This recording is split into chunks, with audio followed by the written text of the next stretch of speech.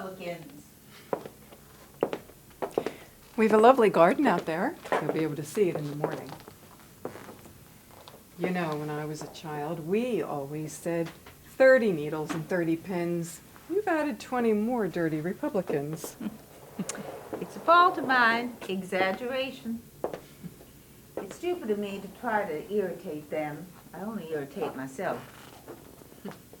I guess it has to be exasperating now to be funny later. I noticed that it lost an eye. It probably dropped out in the office. I'll look as soon as they go. Don't bother. It fell out last fall at the opera.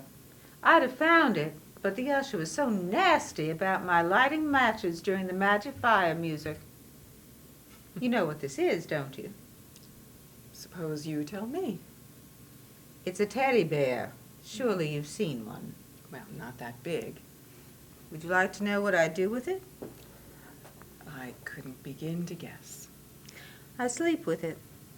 Do you? Yes, I do. Are you going to talk to me as though I were an imbecile, too? Ah, hear, hear. No need to get hostile. Of course not. You haven't hurt me. Would you like to know why I sleep with it? If you'd care to tell me. I don't care, and I'll tell you. I get lonely. I'm too old for a lover and too fastidious to sleep with a cat. Well, then by all means, you should take it to bed with you while you're here. Would you care to take off your hat? Well, if I'm going to be here the rest of my life, I might as well. It's a mighty saucy hat. 10-cent piece of felt and 3 chicken feathers. $85. Why economy has to be so expensive, I don't know. Well, it takes imagination. And the blood of pirates. But I wanted it. I wanted a hat like that since I was 16.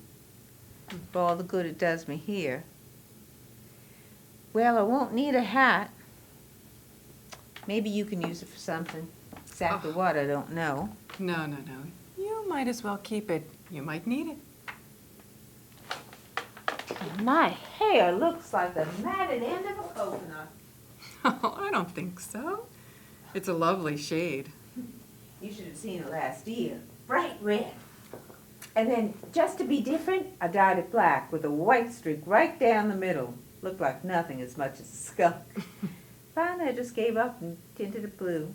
Goes with everything. Well, it will certainly go with your room. Would you like to go up and get settled? Time to lock me up? No. Did you bring a suitcase? My daughter did. I wasn't consulted. Well, I'll just take it up, and then you can explore your surroundings tomorrow. You can stay here. Alone?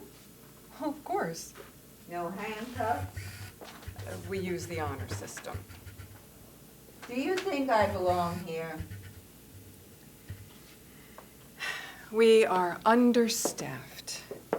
I am kept far too busy to have any opinions. I'd like to know what they told you about me. Was there anything to tell? Did they mention my foundation? Not to me. Then they probably told you that my husband's death affected my reason. Well, that would be understandable. But untrue. Why? Weren't you happy with your husband? I married Jonathan when I was 16. I loved him from the moment I met him to the moment he died. Do you know what that means? I think so. Well, you don't, my dear. It means that my only aim in life was to make him happy, to want what he wanted, to anticipate what would please him. And that meant that all the things that I'd ever wanted had to be forgotten.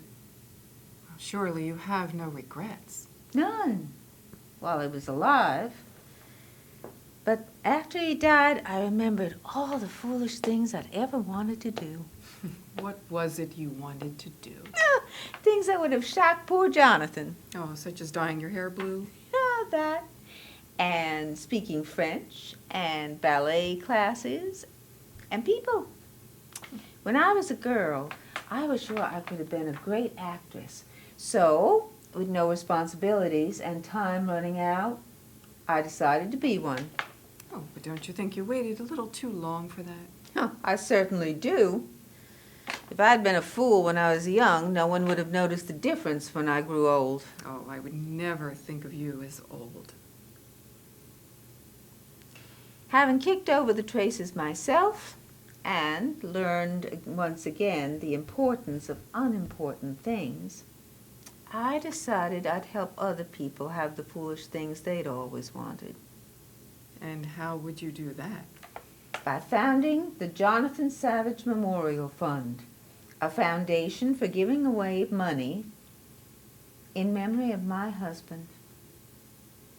And that insane idea got me here. Well, I don't think you'll find it too unpleasant here. Would you like to go up and get settled now? Well, at least my French lessons taught me one thing. What's that? What I am a canard mort. That's a dead duck, I think. Oh, it won't be as bad as all that. Oh, yes, it is. Someday you'll realize that a great injustice was done to me. You'll know that I was always quite sane. Here I am. Here they'll try to keep me. With my few foolish years taken from me.